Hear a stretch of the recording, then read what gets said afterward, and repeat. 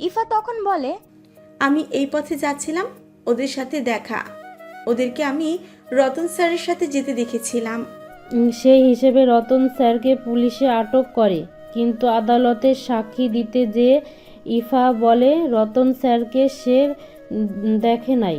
Chairman বাড়ির সকলে তাকে বাধ্য করেছে এসব মিথ্যে কথা বলতে। ইফার বলা মিথ্যে কথার জন্য আদালতে আমরা হেরে যাই। তবে এতেই আপু থেমে থাকে না। তাদের সকলের বিরুদ্ধে উপযুক্ত প্রমাণ আপু সংগ্রহ করে। তার যখন জেনে যায় যে মারিয়া সব কিছু জেনে গেছে, তখন ওই ইফা আপুকে মিথ্যে কথা বলে তার সাথে নিয়ে যায়। তার সাথে আপুকেও কিছুদিন পতিতালয়ে নিয়ে তাকে শেয়াল কুকুর দিয়ে খুবলে খাওয়ানোর পর রূপসী খালের পাড়ে মৃত অবস্থায় ফেলে রেখে যায়। এবার বলো, যে মেয়ে এত নিকৃষ্ট কাজ করে তার সাথে একটু অন্যায় হলে দোষ কি আছে? আর এটা জানো তো, তোমাদের এই আশ্রিতা মেয়ের চরিত্র ফুলের মতো পবিত্র না। এই মেয়ের কতজনের সাথে শারীরিক সম্পর্ক ছিল জানো না? জানবে কি করে? নিজের স্বামীর চরিত্রের দোষ খুঁজতে তুমি ব্যস্ত। এই ভাবি, তুমি জানো দায়ান ভাইয়া তোমার থেকেও হাজার গুণ ভালো। কে জানে তোমার চরিত্র কোনো কালির দাগ আছে কি না। কিন্তু আমার দায়ান ভাইয়ার একদম নির্দোষ। সে ইফাকে আজ পর্যন্ত কামুক হাতে স্পর্শ পর্যন্ত করে নাই। প্রতিদিন রাতে ইফার খাবারে করা জোরের ঘুমের মেডিসিন মেশানো হতো। তাই রাতে তার সাথে কিছু হয়েছে কি না সে বলতে পারে না। তবে সকালে দায়ান ভাইয়া তার সাথে গভীর কিছু হওয়ার নাটক করত। সারা রাত সে বাইরে থাকতো আর তার অনুপস্থিতিতে রুমে আমরা থাকতাম। তুমি তো দিব্যি মনের সুখে সারা রাত ঘুমিয়ে কাটাতে। এদিকে কতগুলো লোক নির্ঘুম থাকতো তার খোঁজ জানো? আর ভাবছো আমি ইঁচড়ে পাকা হলাম কি করে? আরে যার বাড়িতে দুটা মেয়ে ধর্ষিত হয়ে মারা যায়, সেই বাড়ির মেয়েদের সকল প্রকার জ্ঞান থাকতে হয়। রিমসা দীর্ঘ শ্বাস ছেড়ে বলে, বুঝলাম, তার সাথে ইফার কোনো সম্পর্ক নেই। তোমাদের কাছে যখন এত প্রমাণ ছিল, তখন কেন এত নাটক না করে তাকে সোজা পুলিশের কাছে ধরিয়ে দিলে না? আর গ্রামে এত খুন খারাপি হচ্ছে, সেসব কিছুর পেছনে তোমরা আছো কি? ঝর্ণা বিরক্তিকর ভাবে বলে, ভাবি, আপনি না বাপের বাড়িতে যাচ্ছিলেন? চলেন আমি পৌঁছে দিয়ে আসি। আপনার বাপের বাড়ির লোকেদের এখন আপনার খুব বেশি দরকার হবে। মানে কি? ঝর্ণা বলে, সেখানে যান, তারপর না হয় সবটা বুঝতে পারবেন। রিমসা বাবার বাড়িতে চলে এসেছে। সে দায়ানের উপর রেগে আছে কিনা জানে না, তবে তার নিজের প্রতি ঘৃণা বোধ হচ্ছে। যে বাড়ির দুইটা মেয়ের জীবন একটা মেয়ের জন্য উজাড় হয়ে গেছে, সে মেয়ে তো দিব্যি শান্তিমতো ঘুরে বেড়াচ্ছে। সে কি শাস্তি পাবে না? পরের দিন সকালে রূপসী খাল পাড়ে ইফা আর মেম্বার সাহেবের মৃতদেহ পড়ে থাকতে দেখা যায়। তাদের লাশ দেখে অনেকেই লজ্জায় দূরে সরে এসেছে। তারা আপত্তিকর অবস্থায় ছিল। ঠিক সে সময় কেউ তাদের দুজনকে একসাথে খুন করেছে। আমিও দর্শকের মতো ইফার লাশ দেখতে গিয়েছিলাম। ওর লাশ দেখে কোনো অনুভূতি প্রকাশ হচ্ছিল না। অনুভূতিগুলো আমার তিক্ত হয়ে গেছে। ইফার লাশ দেখে এটাই বলেছি, শত শত মেয়ের সম্মান নষ্ট করে কেউ সম্মানের সাথে মরতে পারে না। ইফাকে অসম্মানিত হয়ে মরতে হয়েছে। তার দুজনের লাশ দেখে সকলে থুথু দিয়েছে। সবাই জানতে পেরেছে এই সাধারণ দেখতে মাসুম চেহারার মেয়ের নিকৃষ্ট রূপের কথা। পুলিশ এসে তাদের লাশ নিয়ে যায়। ময়নাতদন্তের শেষে লাশ কবর দেওয়ার জন্য আপনজনের নিকটে হস্তান্তর করতে চেয়েছিল, তবে ইফার মা ইফার লাশের দাফন কাফনের দায়িত্ব নিতে অস্বীকার করে। আর গ্রামের মানুষেরা তার জানাজাতে অংশগ্রহণ করতে নারাজ ছিল, তাই বাধ্য হয়ে পুলিশ বেওয়ারিশ লাশ হিসেবে ইফা আর মেম্বারের লাশ কবর দেয়। এদিকে দায়ানের বিরুদ্ধে কোনো অভিযোগ প্রমাণ না হওয়াতে আদালত তাকে মুক্তি দিয়ে দেয়। এদিকে দায়ান বাড়িতে ফিরে আসলে গ্রামের সকলে তার কাছে মাফ চেয়ে ফুলের মালা দিয়ে তাকে বরণ করে বাড়িতে নিয়ে যায়। বাড়িতে এসে সবাইকে হাসি খুশি দেখলো, তাদের হাসিতে প্রাণ ছিল না। ইলমা তার ভাইকে বলে, ভাবি রাগ করে বাবার বাড়িতে চলে গেছে। দায়ান চুপচাপ মাথা নিচু করে দাঁড়িয়েছিল। দিরহাম ছোট ভাইয়ের কাছে এসে বলে, রিমসার কাছে মাপ চেয়ে ওকে বাড়িতে ফিরিয়ে নিয়ে আয়। দায়ান বিয়ের পর আজ প্রথম শ্বশুর বাড়িতে এসেছে। সবাইকে সালাম দিয়ে সে রিমসার সাথে দেখা করতে যায়। রিমসা তাকে মুখ ফিরিয়ে অন্যদিকে মুখ করে তাকিয়ে থাকে। দায়ান তখন বলে, জানি আমি অনেক ভুলভাল সিদ্ধান্ত নিয়ে তোমাকে অনেক কষ্ট দিয়েছি, তবে আজকের পর আর কখনো কোনো ভুলভাল সিদ্ধান্ত নেব না, প্রমিস। আসলে ভেবেছিলাম এই পথে গেলে হয়তো আমি বাঁচব না, ইফা আর তার সাঙ্গপাঙ্গরা হয়তো আমাকে মেরে দিবে, কিন্তু দেখো ভাগ্যের পরিহাস, আজকে সে মৃত। রিমসা বলে, আজকে সে মৃত না হলে কি নিজ হাতে তাকে খুন করতেন? দায়ান বলে, আমাকে কি তোমার খুনি মনে হয়? রিমসা তার ছেলের সাথে বলে, আপনার আশেপাশের সবাইকে এখন বিশ্বাস করতে খুব কষ্ট হয়। আমাদের প্রতি তোমার এত বিশ্বাস? রিমসা দীর্ঘ শ্বাস ছেড়ে বলে, পাপের বিনাশ করতে যে পাপ করতে হবে এর কোনো মানে হয় না। এই গ্রামে এত খুন হলো অথচ আসামিকে তা কেউ জানে না, এমনটা কি করে সম্ভব? দায়ান বলে, এসেছিলাম তোমাকে সব কিছু বুঝিয়ে নিজের সাথে নিয়ে যেতে, তবে এখন সেই ইচ্ছেটা আর নাই, তাই তোমাকে নিয়ে আর ওই বাড়িতে যাচ্ছি না। তুমি থাকো তোমার পাপ পুণ্যের হিসাব নিয়ে। এরপর দায়ান সেখান থেকে প্রস্থান করে। দায়ান বাড়িতে ফিরে এসেছে সকলের উদ্দেশ্যে কঠোরভাবে বলল, রিমসা আর এই বাড়িতে আসবে না, সে আছে পাপ পুণ্যের হিসাব নিয়ে। আরে যারা পাপ করেছে তারা শাস্তি পেয়েছে, এতে কার কি? তারা পাপ করার আগে ভাবে নাই, তাহলে অন্যরা তাদের শাস্তি দিতে যেয়ে কেন ভাববে আমি নাকি খুনি? আসলেই আমি খুনি? আমাকে দেখে তার খুনি বলে মনে হয়? তারা এত বড় পাপ কাজ করেছে সেসব দিকে তার খেয়াল নেই, অথচ তাদের জন্য আজকে ম্যাডামের দরদ উতলে পড়ছে। রাগে এসব কথা বলে গজগজ করে বাড়ি থেকে বেরিয়ে যায় দায়ান। রাইসা তখন শান্ত কণ্ঠে বলে, আজকে এত শত কাহিনী সব আমার মেয়ের জন্য। সেদিন যদি আমার কলিজা দুনিয়া থেকে বিদায় না নিত তাহলে হয়তো প্রতিশোধের দরকার হতো না। আচ্ছা, এই গল্পের শুরুটা কি শুধু আমার মেয়ের জন্য হয়েছে? এভাবে অনেক মেয়ের জীবন ওই পশুরূপী মানুষগুলো নষ্ট করেছে। আইন যেখানে অন্ধ ও সেখানে কাউকে তো এদের শাস্তি দিতে হতো। তাহলে যে তাদের শাস্তি দিল সে কি করে অপরাধী হতে পারে? তাছাড়া এ বাড়ির কেউ যে এসবের সাথে জড়িত আছে তার কোনো প্রমাণ দিতে পারবে কেউ? রেহানা বেগম এসে রাইসাকে জড়িয়ে ধরে। রাইসা শাশুড়ির বুকে মাথা রেখে হাউমাউ করে কান্নায় ভেঙে পড়েছে। আসলেই কি হৃদির সকল হত্যাকারী শাস্তি পেয়েছে? এই সমাজ কি এইসবের জন্য মোটেই দায়ী নয়? পৃথিবীর বুকে অন্ধকার অনেক আগেই নেমেছে। রিমসা নিজের কক্ষে বিছানাতে একপাশ হয়ে মুখটা গোমড়া করে শুয়ে আছে। এমন সময় হঠাৎ করে কেউ একজন তাকে পেছন থেকে জড়িয়ে ধরে তার ঘাড়ে মুখ ডুবিয়ে রাখে। তখন রিমসা অভিমানী কণ্ঠে বলে, এখন কেন এসছেন? সকালে না রাগ দেখিয়ে চলে গেলেন, এমন একটা ভাব করলেন যেন আমি আপনার চিরদিনের শত্রু। আমাকে দিয়ে সবার সামনে এভাবে নিজেকে অপমানিত করে কি পাচ্ছেন আপনি? দায়ান তখন রিমসার শরীরের ঘ্রাণে মাতাল হয়ে বলে, এখন একটু বউকে আদর করে তার অভিমানগুলোকে বহুদূরে পাঠিয়ে দিতে ইচ্ছা করছে। তুমি যদি বাধা দাও তাহলে আমি কাঁচকলা খেয়ে সুইসাইড করব। তুমি জানো আমি তোমাকে ছাড়া বাঁচতে পারবো না। রিমসা অভিমানী কণ্ঠে বলে, বাঁচতে পারবে না? তাহলে জেনে শুনে এ পথে কেন আসলেন?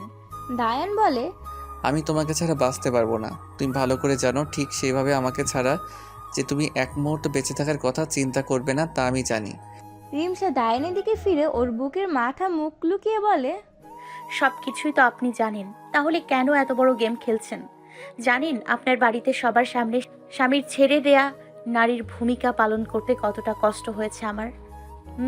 জানেন না। দায়ানের হাত নিজের বুকের উপর রেখে বলে, এই যে দেখেন, বুকের বাঁ পাশে ঠিক এখানে ব্যথা করে। কিসের জন্য জানেন? জানেন না। আপনি আর আমি সকলের চোখে ছাই দিয়েছি। সকলে জানে আমাদের কোনো সম্পর্ক নেই, তবে আমি আর আপনি তো জানি আমাদের সম্পর্ক কতটা গভীর। দায়ান বলে, সবার জানার বাহিরেও অনেক কিছু আছে, তাই না রিমসা? হ্যাঁ, আমার আর আপনার বিয়েটা ইফার করা কোনো প্ল্যানিং ছিল না, আমাদের দুজনের প্ল্যানিং ছিল। আপনি আমাকে এই গ্রামের সকল সমস্যা সম্পর্কে অনেক আগে থেকে অবগত করেছিলেন। সেদিন আমরা দুজনেই নিজেদের কাছে ওয়াদাবদ্ধ হয়েছিলাম। আমাদের প্ল্যানিং মোতাবেক ইফা আমাকে আড্ডাখানাতে নিয়ে যায়। জানতাম খুব সহজেই ওই চালাক ডাইনি আমাদের পাতা ফাঁদে পা দেবে। তবে এতে করে কার কি হলো? আমি উপস্থিত হওয়াতে বাকিরা তাদের কাজ করে, লোকজন জড়ো করে আমাদের বিয়ের ব্যবস্থা করে। অন্যদিকে সবার সামনে আমাকে অবহেলা করার নাটক এভাবে চলছিল। তারপর তৃতীয় প্ল্যানিং, আপনাকে জেলে রেখে আসা। দায়ান বলে রিমসাকে জড়িয়ে ধরে। অনেক হয়েছে চোর পুলিশের খেলা। এই গ্রামের শয়তানের মাথাগুলোকে শাস্তি দিতে চেয়েছি, তারা সঠিক ডোজ পেয়েছে। এদের দেখে তাদের শিশুদের বোঝা উচিত, পাপ কাজ করলে পাপের বিনাশ অনিবার্য। রিমসা বলে, আচ্ছা, আমাদের উদ্দেশ্য ছিল তাদের জনসম্মুখে প্রমাণ সহ তাদের হেনস্থা করা, কিন্তু তাদের খুন করার প্ল্যানিং কিন্তু আমাদের ছিল না। তাহলে গ্রামের এই সমস্ত খুনগুলো কে করেছে? দেখুন, আপনি কিন্তু আমাকে শুরু থেকে শেষ পর্যন্ত সব প্ল্যানিং এর কথা বলেছেন, তাহলে এই খুনের কথা কেন বলেননি? আচ্ছা, ওদের এইভাবে খুন করলেন কি করে? দায়ান রিমসাকে জড়িয়ে ধরে বলে, দেখো বিবিজান, এসব আমাদের প্ল্যানিং ছিল না, তাই বলতে পারছি না খুনগুলো কে করেছে। এখন এসব বাদ দাও। আমি আর তুমি আমাদের লক্ষ্য পূরণ করেছি, তাই আর কোনো ঝামেলায় জড়াতে চাই না। আমরা এখন সুখী দম্পতির মতো রোম্যান্স করব, তারপর একগাছা পোলাপান নিয়ে ফুটবল খেলার দল গঠন করব। রিমসা দায়ানকে বলে, এসব কথা বলতে একটু মুখে বাঁধে না আপনার? লজ্জা শরম সব বেঁচে খেয়েছেন। দায়ান বলে, যা বাবা, বউয়ের কাছে লজ্জার কি আছে? এমন ঠোঁট কাটা কথা অন্যের বউয়ের কাছে বলতে গেলে ঝাড়ু পেটা করবে, তখন তোমার জামাইকে চরিত্রহীন বলবে, সেসব ভালো লাগবে? রিমসা বলে, না না, আমি মোটেই চাই না কেউ আমার স্বামীকে ঠোঁট কাটা অথবা চরিত্রহীন ভাবুক। আপনি যেমনই হন না কেন, আমার হৃদয়ের সুপুরুষ আপনি। আপনার সান্নিধ্যে যে সুখ আছে তা অন্য কোথাও কল্পনাতীত। বুঝলেন জামাই মশাই? এভাবে তারা সে রাতে সুখের সাগরে ডুব দেয়। পরের দিন সকালে দায়ান রিমসাকে সঙ্গে করে তাদের বাড়িতে এসে উপস্থিত হয়। সকলে রিমসাকে দেখে খুশি হয়। যাই হোক, স্বামী স্ত্রীর সম্পর্ক নষ্ট না হলেই হলো। একটা সম্পর্ক গড়ে তুলতে অনেক সময় লাগে, তবে সম্পর্ক ভাঙতে 2 মিনিট সময় লাগে না। রিমসাকে দেখে বাড়ির সকলে খুশি হলেও আড়ালে কেউ একজন অখুশি থেকে যায়। আজ ইলমা নিজে ভাইয়ের পুরো রুমটা সুন্দর করে সাজিয়ে রেখেছে। সে জানতো তার ভাই কখনো এত ভালো বউকে হেলাফেলায় হারাবে না। দায়ান নিজে হাত ধরে রিমসাকে নিয়ে রুমে প্রবেশ করে। দায়ান বলে, বউ, আজ থেকে এই ঘরে সাজাবো আমরা আমাদের সারা জীবনের স্বপ্ন। নিজেদের একসাথে দেখা স্বপ্নগুলোকে বাস্তবিক রূপ এখান থেকে না হয় পরিণাম পাবে। রিমসা লজ্জায় দায়ানের বুকে মুখ লুকিয়ে রাখে। এরপর বেশ দুজনে দিনগুলো স্বপ্নের মতো কাটাতে থাকে। রাতে দুজনে একসাথে কাউকে কিছু না বলে গ্রামের মেঠো পথে ঘুরতে বেরিয়ে পড়ে। কখনো পুকুর পাড়ে বসে জ্যোৎস্নাবিলাসে মগ্ন থাকে। এভাবে 2 পাখির জোড়া দিন দিন যাচ্ছে। এভাবে কিছুদিন পার হওয়ার পর একদিন হঠাৎ রাইসার প্রসব বেদনা শুরু হয়। দ্রুত তাকে সদর হাসপাতালে নিয়ে যাওয়া হয়। রাইসা অনেক বছর পর বাচ্চা নেওয়াতে তার নর্মাল ডেলিভারি সম্ভব হচ্ছিল না, তাই ডাক্তার তার সিজার ডেলিভারি করে। দিরহামের ঘর আলো করে 2 কন্যা সন্তানের আগমন ঘটে। হ্যাঁ, রাইসা 2 যমজ কন্যার জননী হয়েছে।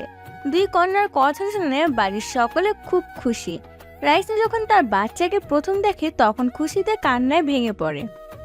দিরহাম তখন রাইসাকে উদ্দেশ্য করে বলে, দেখো রাইসা, আমরা এক হৃদিকে হারিয়ে 2টা হৃদি পেয়েছি।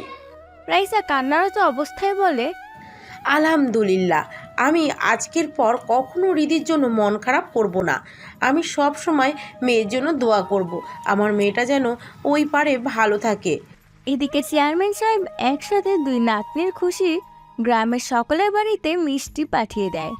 কয়েকদিন রাইসাকে হাসপাতালে থাকতে হয়। হাসপাতাল বাড়ি থেকে বহু দূর হওয়াতে রাইসার সাথে হাসপাতালে দিরহাম, রিমসা আর ইলমা ছিল।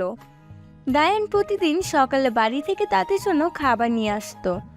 সকলে যখন সকালের নাস্তা খেতে ব্যস্ত তখন দায়ান রিমসার হাত ধরে তাকে টেনে করিডোরে নিয়ে আসে। পেছন থেকে রিমসাকে জড়িয়ে ধরে কাঁধের উপর থুতনি রেখে ফিসফিস করে বলে, ও বউ, আমি বাবা কবে হব?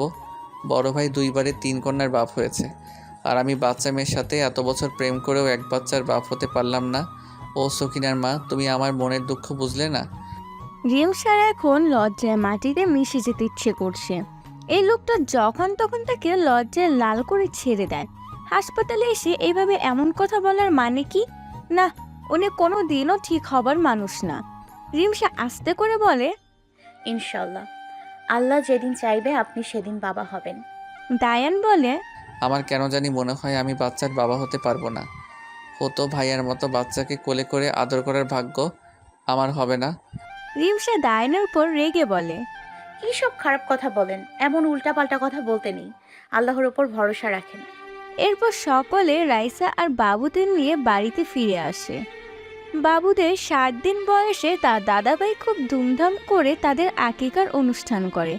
আকিকার অনুষ্ঠানের দিন বাড়িতে অনেক মেহমান এসেছে। বড় ভাবির বাবার বাড়ির লোকদের আপ্যায়ন করার দায়িত্ব রিমসার কাঁধে। বেচারি সেই সকাল থেকে না খেয়ে কাজ করে যাচ্ছে। হঠাৎ করে একটা সময় সে অতিথিদের জন্য পানির জগ কলপাত থেকে ভরে নিয়ে যাবার সময় মাথা ঘুরে পড়ে যেতে লাগে। রেহানা বেগম চিৎকার দিয়ে উঠে। এই ইলমা, তোর ভাবিকে ধর। ইলমা ভাবির সাথে ছিল বলে সে সাথে সাথে রিমসাকে জড়িয়ে ধরে। রেহানা বেগম এসে রিমসার উপর রাগারাগি করেন। কাজ করতে বলেছি, তবে নিজের জানের ওপর জুলুম করে না। নিজের প্রতি খেয়াল রাখবে আগে, তারপর অন্যদের চিন্তা করবে। তখন রিমসা বলে। আসলে মা, কিছুদিন ধরে শরীরটা দুর্বল লাগছে। হয়তো প্রেশার লো হয়ে গেছে। একটু বেশি বেশি শরবত আর ডিম দুধ খেলে ঠিক হয়ে যাবে। রিমসার মুখের এমন কথা শুনে রেহানা বেগম ভ্রুকুচকে তাকিয়ে থাকে। তিনি কিছু একটা সন্দেহ করে ডায়ানকে ডেকে কিছু একটা আনতে পাঠিয়ে দেয়। কিছু সময় পর ডায়ান একটা ছোট প্যাকেট এনে রিমসার হাতে ধরিয়ে দেয়। রিমসার প্যাকেট দেখে হতভম্ব হয়ে দাঁড়িয়ে থাকে।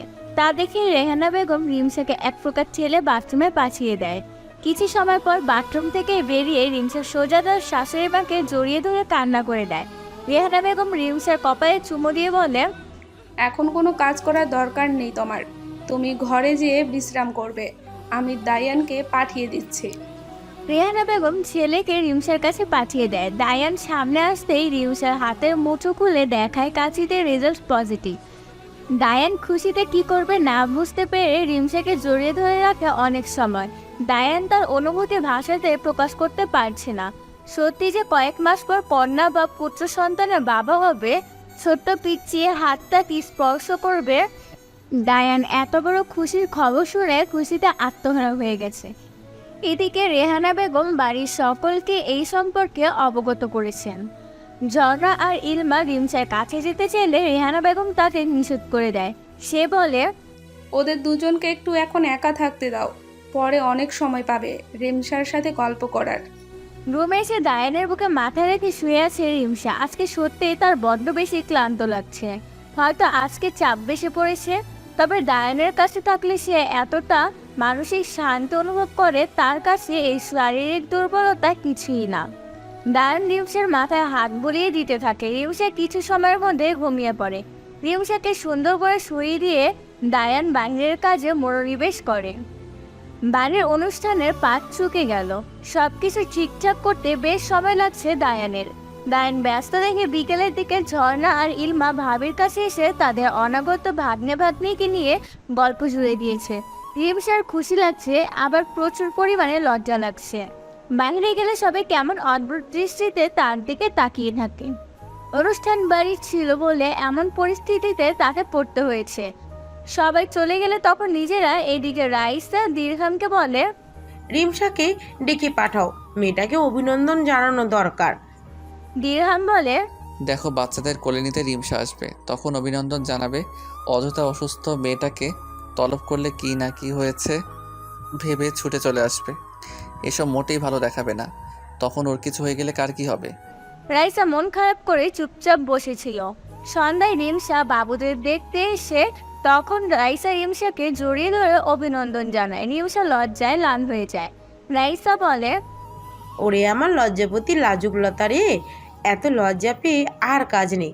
যাও, এবার থেকে নিজের প্রতি যত্নবান হও। রিমসা লজ্জায় মাথা নিচু করে সম্মতি প্রকাশ করে। রাতে যখন ডায়ানের বুকে মাথা রেখে শুয়েছিল তখন ডায়ান বলে। রিমসা, এত সুখ আমাদের সহ্য হবে তো? কারো খারাপ নজর পড়বে না তো আমাদের খুশিতে? রিমসা বলে। আপনি আপনার এই ফালতু চিন্তা কবে বাদ দেবেন? এসব কথা বাদ দিয়ে অনাগত সন্তানকে স্বপ্ন দেখুন। তাকে কিভাবে মানুষের মতো মানুষ রূপে গড়ে তুলবেন। ডায়ান রিমসাকে আলিঙ্গন করে বলে। কেন জানি না এসব খারাপ চিন্তা একাই চলে আসে। তবে সমস্যা নেই, এখন থেকে আমরা তিনজন। আমার দায়িত্ব তোমার থেকেও দ্বিগুণ। এক, তোমাকে দেখে রাখা, আরেক অনাগত বাবুর মাকে সুস্থভাবে সন্তান জন্মদানের মানসিকতা রাখতে সহায়তা করা। বর্ষাকালের পর প্রকৃতি যেমন রৌদ্র স্নান করে, ঠিক সেভাবে নানা রকম চড়াই উতরাই পার করে। রিমসা আর দায়ান তাদের অনাগত সন্তানের প্রতীক্ষায় সোনালি দিনগুলো পার করছে। রেহানা বেগম বাড়ির দুই বউকে কোনো কাজ করতে দেয় না। একদিকে বড় বউয়ের কোলে দুই বাচ্চা, রাইসা দুই বাচ্চাকে নিয়ে নাকানি চুবানি খাচ্ছে। অন্যদিকে রিমসা গর্ভবতী, তার শারীরিক মানসিক দুই দিকে পরিবর্তন হচ্ছে। এই সময় রিমসাকে নিয়ে সংসারে কোনো কাজ করানো উচিত মনে করে না রেহানা বেগম। দেখতে দেখতে রাইসার বাচ্চাদের আজ প্রায় 4 মাস বয়স। এদিকে রিমসার প্রেগনেন্সির 5 মাস চলছে। সারাদিন বাড়িতে শুয়ে বসে থাকতে রিমসার ভালো লাগে না। ধীরে ধীরে রিমসার পেট হালকা ফুলে গেছে। এখন তাকে কাছ থেকে দেখলে বোঝা যায় সে গর্ভবতী। রিমসার আজকাল বাহিরে যেতে লজ্জাবোধ হয়।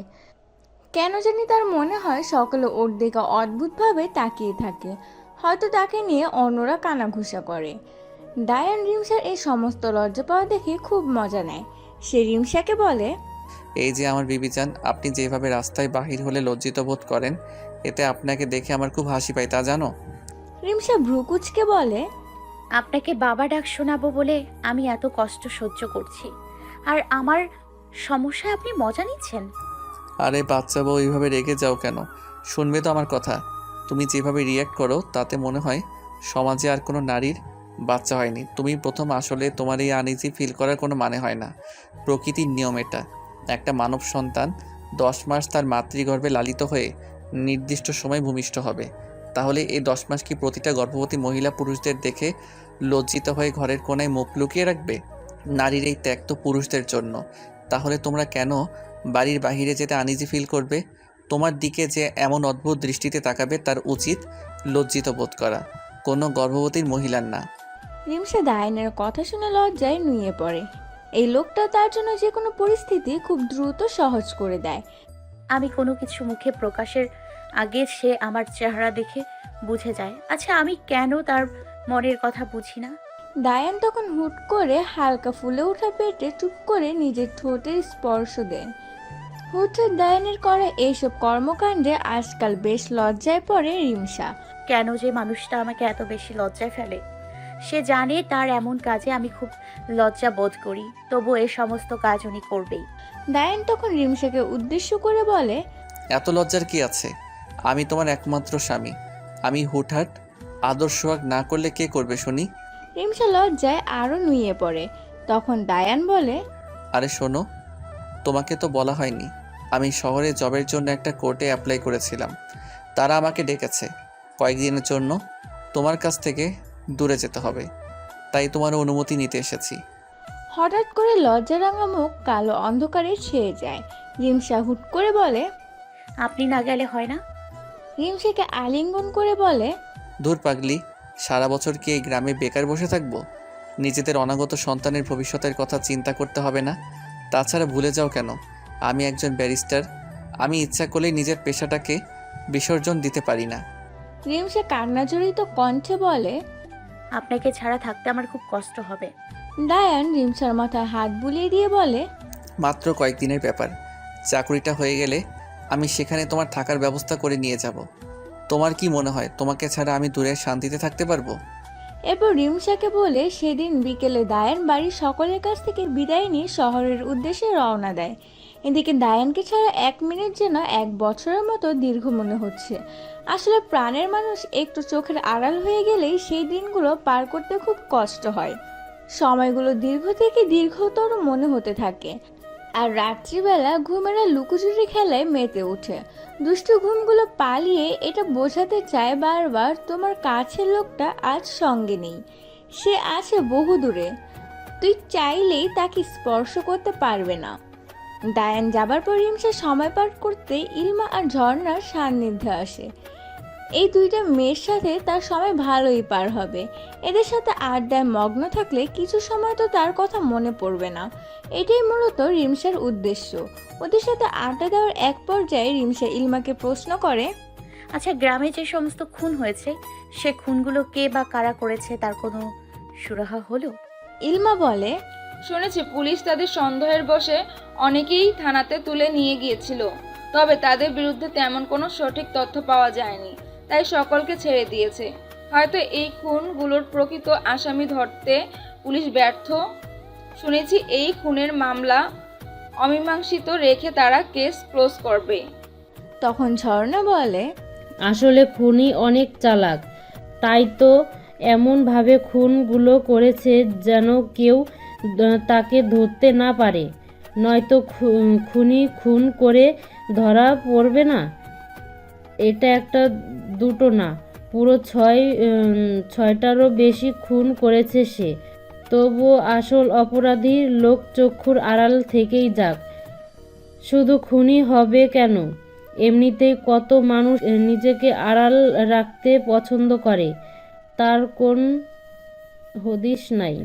তখন হুট করে রিমসা ঝর্ণাকে প্রশ্ন করে, এই তোমার বোন মেরিনার কি অবস্থা? সেদিন তোমার বোনের সব কথা শোনা হয়নি।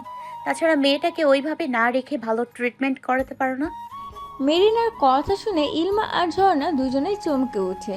ওদের মনটা একটু খারাপ হয়ে যায়। ইলমা দ্রুত বলে ওঠে, ভাবি, তোমার দোহাই লাগে, মেরিনা আপুর নামটা আর উচ্চারণ করিও না। রিমসা প্রশ্ন করে, কেন, সমস্যা কি? ঝর্ণা তখন দীর্ঘ শ্বাস ছেড়ে বলে, আমার আপু বেঁচে আছে সে কথা গ্রামের কেউ জানে না, এ বাড়ির সদস্য ছাড়া বাইরে কাক পক্ষেও জানে না। কেন তাকে লোকচক্ষুর আড়ালে রেখেছ? তখন ঝর্ণা বলে ওঠে, পতিতালয় থেকে যেদিন একবার কোন মেয়ে ফিরে আসে, সে যদি দুধে ধোয়াও হয়, তবু এ সমাজের মানুষরা তাকে মেনে নিবে না।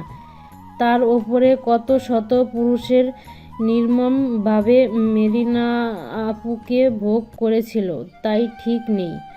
আপুকে যখন পাওয়া যায় তখন সে অর্ধমৃত। তার সে অবস্থা দেখে দিরহাম ভাই সমাজের লোকদের কাছে জীবন্ত অবস্থায় তাকে মৃত ঘোষণা করে। এদিকে এসে মিথ্যা দাফনের কাজ সম্পূর্ণ করে। অন্যদিকে তাকে হসপিটালে নিয়ে চিকিৎসা করানো হয়। সেখানে আপু হিংস্র আচরণ করত। মেরিনা আপু নিজের সাথে হওয়া মানসিক শারীরিক অত্যাচার খুব হিংস্র মানসিক রোগীতে পরিণত হয়। ডাক্তার বলে, তাকে পাবনা মানসিক হাসপাতালে রেখে আসতে। সে উন্মাদ, পাগল হয়ে গেছে। তাকে সুস্থ মানুষের আশেপাশে না রাখা উচিত। যদি বাড়িতে রাখতে চান তাহলে সকলের থেকে দূরে রাখবেন, নয়তো কারোর সাথে খুব খারাপ কিছু করে বসতে পারে। এতটুকু বলে নিজের চোখের জল মুছে ঝর্ণা। তারপর আবারও বলে, ভাবি, জীবন্ত মানুষের মৃত বানিয়ে রাখা এত সহজ কাজ নয়, তবুও কিছু করার নাই। একদিকে আপু পাগল, অন্যদিকে আপু ধর্ষিতা। এই অসুস্থ সমাজে তার কোনো স্থান নেই। যে সমাজে একটা সুস্থ ধর্ষিতা মেয়ের মাথা বাঁচতে দেয় না, সেখানে আর আপু তো পাগল, তাকে কিভাবে বাঁচতে দিবে? মেরিনার কথা শুনে রিমসার চোখের জল গড়িয়ে পড়তে শুরু করে। রিমসা ভাবছে, আমাদের সমাজের মানুষেরা এমন কেন? তারা পাপকে ঘৃণা না করে পাপীকে ঘৃণা করে।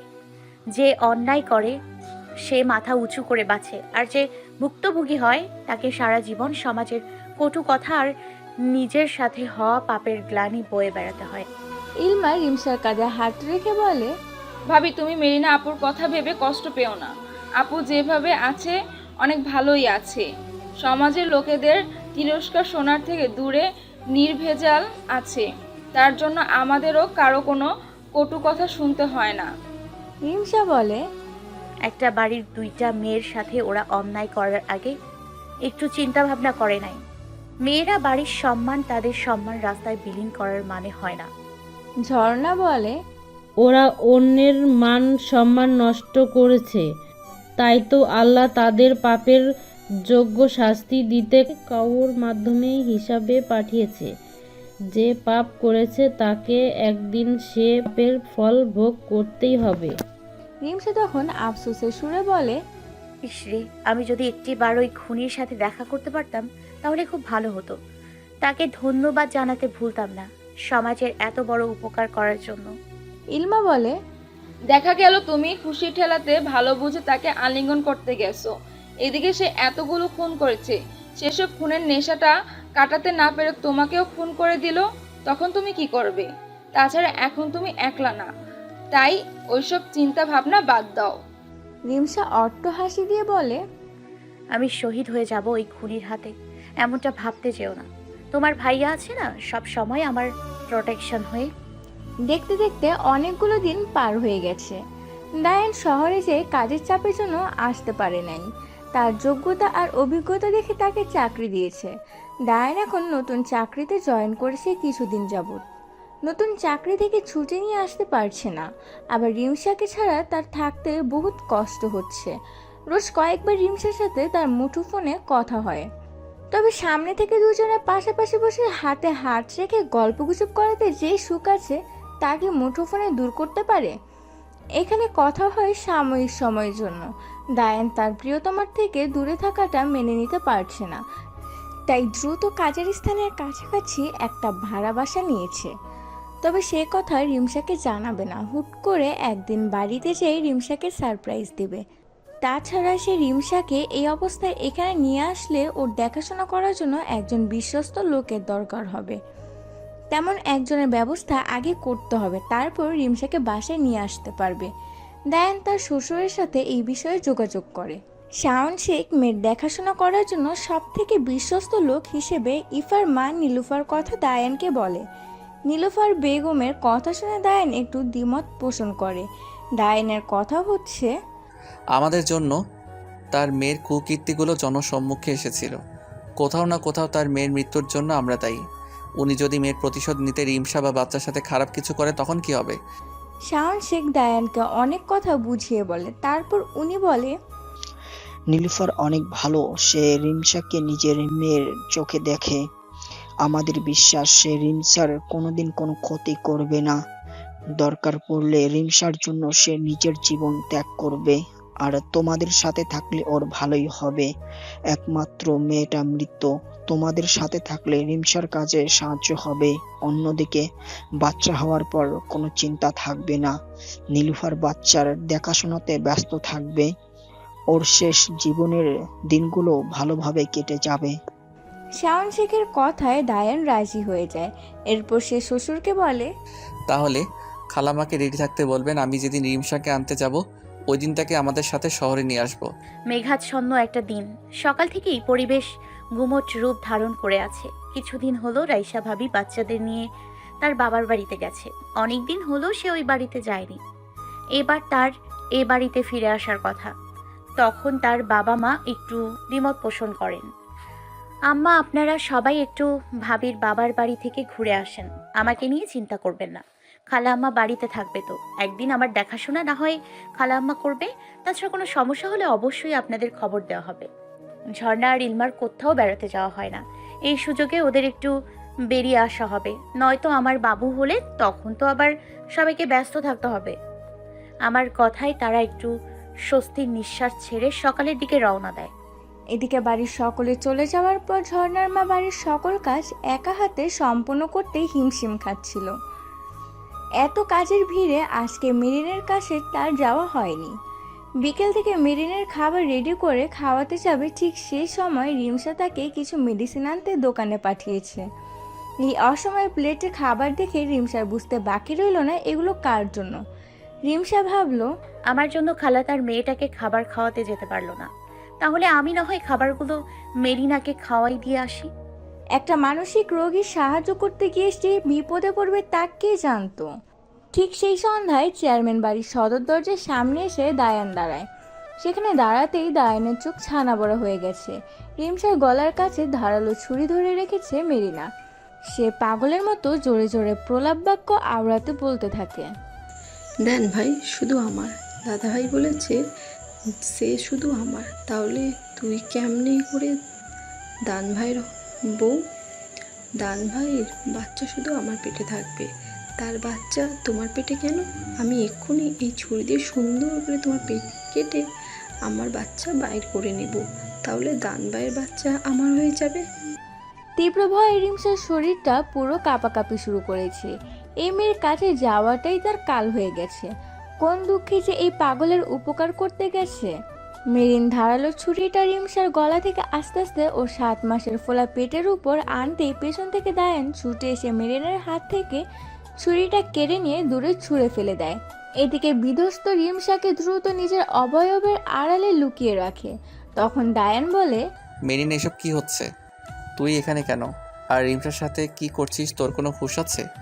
আমার বউ আর বাচ্চার কোনো ক্ষতি আমি সহ্য করব না। মেরিনা পাগলের মতো মাথার চুল ধরে টানাটানি করে বলে, দান ভাই, ওটা তোমার বউ। তুমি জানো না আমি ছোট থেকে তোমাকে কতটা ভালোবাসি। তোমাকে আর রিদিকে ভালোবাসি বলে নিজের সব কিছু উজাড় করে দিয়েছি। আমি যদি তোমাকে সত্যি কথা বলি তাহলে তুমি মেয়েকে ছেড়ে আমাকে আদর করবে, বাচ্চাটা আমাকে দিয়ে দেবেন। দায়ান উত্তেজিত হয়ে বলে। কি সত্যি বলবি তুই? মেরিনা একগাল হেসে বলে, দান ভাই, আমি রিদির সব অপরাধীকে নিজের এই 2 হাতে খুন করেছি। খুব ভালো কাজ করেছি না বলো? জানো, ওদের জন্য আমার রিদিমা মরে গেছে। ওরা রিদিকে আর আমাকে খুব কষ্ট দিচ্ছে, তাই আমিও ওদের সব ব্যথা ফেরত দিয়ে দিয়েছি। বলে অট্টহাসি দিতে থাকে। দায়ান আর রিমসা এসব কথা শুনে একদম হতভম্ব। মেরিনা এসব কি বলছে? রিমসা তখন পেছন থেকে আস্তে করে বলে ওঠে, এই মেয়েটাকে দেখে বোঝা যাচ্ছে এর মাথায় সমস্যা আছে। তাহলে এইসব খুন এর একার পক্ষে করা কখনোই সম্ভব না। তাহলে কি কেউ মেরিনাকে ব্যবহার করে খুনগুলো করেছে? যে এমন নিকৃষ্ট কাজ করেছে তাকে কখনো ক্ষমা করব না। ঠিক সেই সময় তাদের সামনে মাথা নিচু করে দিরহাম এসে উপস্থিত হয়। দিরহাম আর দায়ানের আতঙ্কিত চেহারা দেখে সে সবকিছু বুঝে গেছে। দিরহাম তখন বলে, মেরিনা যা বলেছে সবই সত্য কথা। ওই জানোয়ারগুলোকে মেরিনা নিজের হাতে জবাই করেছে। কেন করবে না? ওই জানোয়ারগুলো মানব সমাজের যোগ্য ছিল না। ওরা বেঁচে থাকলে আরও কত রিদি আর মেরিনার সৃষ্টি হতো তার ঠিক নেই। আমি মেরিনাকে দিয়ে খুনগুলো করিয়েছি। শয়তানগুলোকে নারী দেহের লোভ দেখিয়ে তাদের রূপসী খালপারে ডেকে আনতাম। তারপর ওদের হাত পা সুন্দর করে বেঁধে মেরিনার হাতে ছুরি ধরিয়ে দিয়েছি। মেরিনার হাতে ছুরি নিয়ে খুব হিংস্রর সাথে তাদের খুন করেছে। আমি আর মেরিনার দুজনে মিলে এই সমাজের কীটগুলোকে পরিষ্কার করেছি। একদিক থেকে পাপীদের বিনাশ করেছি, অন্যদিক থেকে নিজেদের প্রতিশোধ পূরণ করেছি। আমার মেয়ের খুন মেরিনার জীবনটা বিষাক্ত করা কীটগুলো উপরের বাসিন্দা। দায়ান দিরহামের সামনে এসে বলে, ভাই, তুই কি করে ওই অসুস্থ মেয়েটাকে এই গুনাহের কাজে সামিল করেছিস? এমন নিকৃষ্ট কাজ কেন করেছিস, তাও মেরিনাকে দিয়ে? দিরহাম খেকিয়ে বলে উঠে, কিসের গুনাহ? ওরা আমার মেয়ে আর মেরিনার সাথে যা করেছে সব কিছু কি ঠিক ছিল? আর তোর এই আইন পেরেছে জানোয়ারগুলোকে শাস্তি দিতে? দেখ, তোদের আইনের দৌড়, এতগুলো খুন হলো, তারা খুনির খোঁজ বাহির করতে পারলো না। শেষ পর্যন্ত তাদের কেস অমীমাংসিত রেখে ক্লোজ করতে হচ্ছে। দিরহাম মেরিনার হাত ধরে দায়ানের সামনে দাঁড় করিয়ে বলে, বল, এই মেয়েটার কি দোষ ছিল? শুধুমাত্র এই শয়তানদের শাস্তি দিতে চেয়েছিল বলে আজ মেয়েটার ভারসাম্যহীন পাগলের লিস্টে। মেয়ে নাকি ভালো সুখী জীবন রিজার্ভ করে না? নাকি আমাদের বাড়ির অশ্রিতা বলে ওর সাথেও হওয়া অন্যায়ের প্রতিশোধ নিতাম না? ইলমা যেমন আমার বোন ছিল, ঠিক তেমনইভাবে আমার ঝর্ণা আর মেরিনাকে নিজের বোন ভেবেছি। হ্যাঁ, একটু অন্যায়ের আশ্রয় নিয়েছি। পাগল মেয়েটাকে তোর বউ করার স্বপ্ন দেখিয়েছি। জানতামও পাগল হলেও তোর প্রতি দুর্বল, আর সেই দুর্বলতাকে হাতিয়ার করে আমি মেরিনাকে দিয়ে খুনগুলো করিয়েছি। তবে ভাগ্য খুব খারাপ। আজ তোর বউ যদি চেয়েও মেরিনার কাছে না যেত তাহলে এই দিনটা কখনোই আসতো না। তোর বউ পণ্ডিতি করে খালাকে মেডিসিন কিনতে দোকানে পাঠিয়েছে, আর এদিকে মেরিনার জন্য খাবার নিয়ে যায়। উপকার করতে গেছিল ভালো কথা, বড়াই করে নিজের পরিচয় দিতে কেন গেছে? আমি দায়ানের বউ, আর এই যে ফুলা পেটের মধ্যে দায়ানের বাবু আছে। আজকে মেরিনার হাত পা বাঁধা ছিল না, তাই সে এসব কথা শুনে রিশমাকে মারতে তাড়া করে। আমি সেখানে ছিলাম, রিশমাকে দেখে আড়ালে লুকিয়ে গেছি। মেরিনা তার বিছানা নিজের ছুরি নিয়ে রিশমাকে তাড়া করে। আমি কোনো খারাপ কিছু আন্দাজ করেছিলাম। কিছু সময় পর বাড়িতে এসে দেখি তুই। এরপর বাকিটা তুই ভালোই জানিস। দায়ান এসব কাহিনী শুনে স্তব্ধ। সে কি সব সত্যি জেনেও চুপ থাকবে? না, ভাইয়ের করা অন্যায় তার পক্ষে মেনে নেওয়া সম্ভব না। এদিকে দিরহাম মেরিনার হাত ধরে তাকে জলদি করে তার স্থানে রেখে আসে। সে চাইছে না অন্য কারো দৃষ্টিতে মেরিনা আসুক। রিমসা দায়ানের বুকের মাঝে মুখ গুজে কান্নায় ভেঙে পড়ে। আজকে যদি সে সঠিক সময় মতো না আসতো তাহলে হয়তো তার জীবন এখানেই শেষ হয়ে যেত। কিছু সময়ের মধ্যে বাড়িতে সকলেই এসে উপস্থিত হয়। সবাইকে দেখে দায়ান রিমসাকে নিয়ে তার রুমে চলে যায়। দায়ানের এমন ব্যবহারে সকলেই স্তব্ধ। দায়ান রিমসাকে নিজের রুমের ভেতরে প্রবেশ করে দরজা বন্ধ করে দেয়। এরপর রিমসাকে জড়িয়ে ধরে হাউমাউ করে কেঁদে দেয়। পুরুষ মানুষদের নাকি কাঁদতে মানা আছে। এ কথা কে বলেছে? তারাও মানুষ, তাদেরও কষ্ট অনুভব হয়। রিমসা দায়ানের মাথায় হাত বুলিয়ে দিয়ে বলে, দেখেন, আমাদের ভাগ্যের কি নির্মম পরিহাস। আমরা যাদের শাস্তি দেওয়ার জন্য নিজেদের সাজানো জীবন কতটা এলোমেলো করেছি, তবে আজ জানতে পারছি আমাদের কাছের মানুষেরা নিজেদের হাতে আইন তুলে নিয়েছে। পরিস্থিতি আজ আমাদের এমন স্থানে দাঁড় করিয়েছে যেখানে থেকে আমাদের যা করতে হবে ভেবেচিন্তে করতে হবে। হুটহাট এমন সিদ্ধান্ত নেওয়া যাবে না যার প্রভাব আমাদের আশেপাশের সকলের উপরে পড়বে। দায়ান বলে, এসব সত্যি জানার পর আমার মাথা কাজ করা বন্ধ করে দিয়েছে।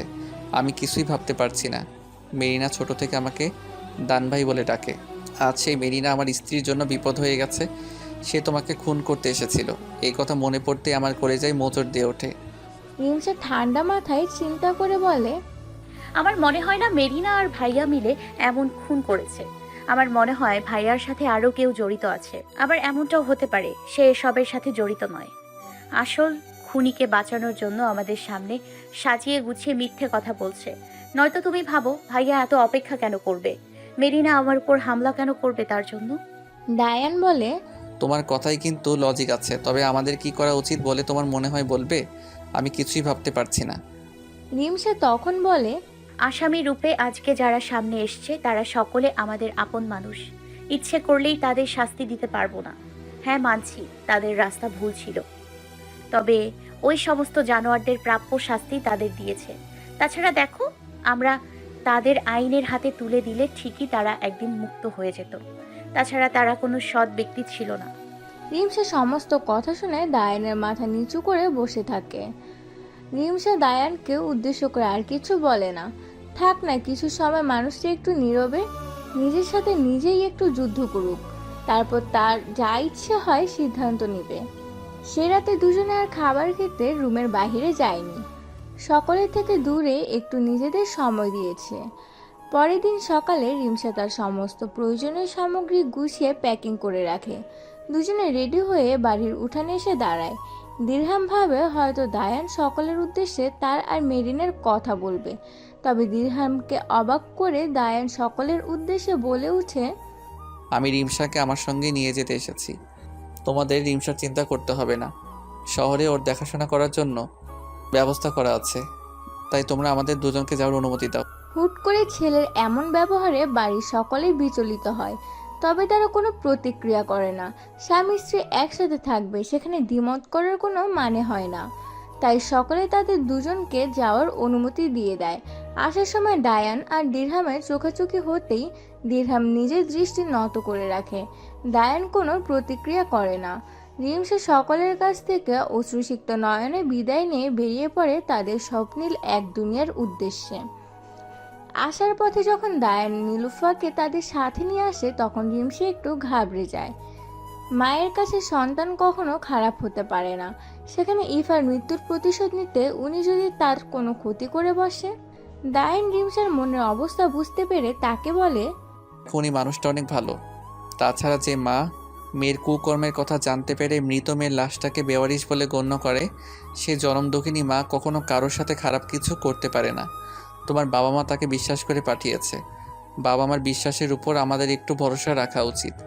এরপর মনে আর কোনো সংশয় না রেখে দায়ানের হাত ধরে নতুন সংসারের যাত্রা শুরু করে। সকালে দায়ান বেরিয়ে যায়, বিকেলে ফিরে আসে। সন্ধ্যায় দুজনে একটু বাইরে ঘোরাঘুরি করে রাতে বাসায় ফিরে আসে। এদিকে বাচ্চা প্রসবের সময় যত ঘনিয়ে আসছে রিমসার শরীরটা খারাপ হচ্ছে। নীলুফার রিমসার এমন অবস্থার কথা শাওন শেখকে অবগত করতেই তারা দুজনেই মেয়ের জামাইয়ের কাছে চলে আসে। তাদের আসার কিছুদিন পর হঠাৎ একদিন ভোরে রিমসার প্রসব বেদনা শুরু হয়। দায়ান দ্রুত রিমসাকে হাসপাতালে নিয়ে যায়।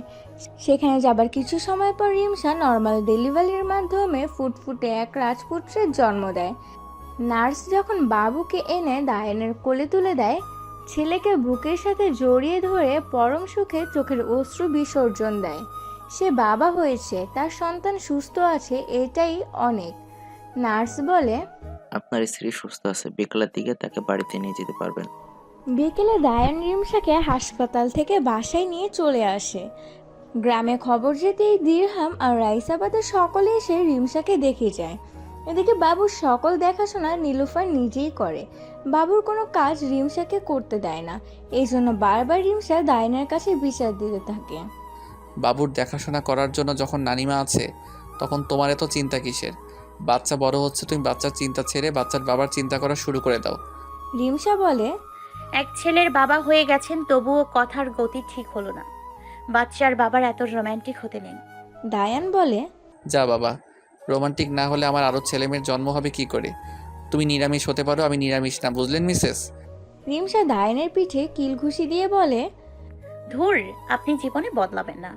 দায়ান রিমসার হাত ধরে সামনে এসে আলিঙ্গন করে বলে, আরে জীবনে সব থেকে বড় পাওয়াটা কি জানো? স্বামী স্ত্রীর মধ্যে সম্মান আর বিশ্বাস থাকতে হবে দুজনের প্রতি। যত সমস্যা হোক তৃতীয় কাউকে মাঝে আনা যাবে না। যদি কখনো সম্পর্ক থেকে মনের শান্তি না পাও তাহলে দুজনে একটু সময় নিয়ে আবারও নতুনভাবে শুরু করা দরকার।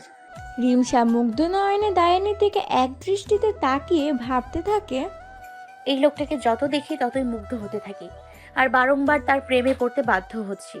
একজনের প্রেমে বারবার পড়াতে মজা আছে, এটাই আসল ভালোবাসা। এখানে মনের তৃপ্তি। এদিকে নীলুফার খালা বাবুর দেখাশোনা করে, আর আমরা দুজনে এখন চুটিয়ে প্রেম করছি। কে বলে বিয়ের পর বাচ্চা হলে প্রেম পালিয়ে যায়? সব কিছু নিজেদের ওপর ডিপেন্ড করে। রোজ সকালে নাস্তা রেডি করে তাকে নিজ হাতে খাওয়ানো। দুপুরবেলা সে আসে না, সে থেকে গেছে লোকচক্ষুর আড়ালে। দিরহাম ভাইয়ার সাথে আমাদের কথা না হলেও ভাবির সাথে আমাদের নিয়মিত যোগাযোগ আছে। ছেলেটা আমাদের বড় হয়ে গেছে। আমি আজকাল নানা রকম নারীদের উন্নয়নমুখী কাজ করছি, নানা রকম সংস্থার সাথে জড়িত। আমার মানসিক শান্তির স্থান, আমার হৃদয়ের সুখ আমার স্বামীর নিকটে। কি যে এক প্রশান্তি তার সান্নিধ্যে, তা অনুভব করা যায়, ভাষাতে প্রকাশ করা সম্ভব নয়। সব সময় রোম্যান্টিক আর রোম্যান্সে ভরপুর ব্যক্তিগত জীবন নাও হতে পারে। ভালো থাকুক ওই ভালোবাসাগুলো, যেগুলো কখনো ধুমধাম করে প্রকাশিত হয় না, নীরবে দুটি মানুষের চোখের ভাষাতে থাকে। দুজনের পাশাপাশি হাত ধরে থাকার মাঝে থাকে জীবনটা সবসময় সাজানো গোছানো।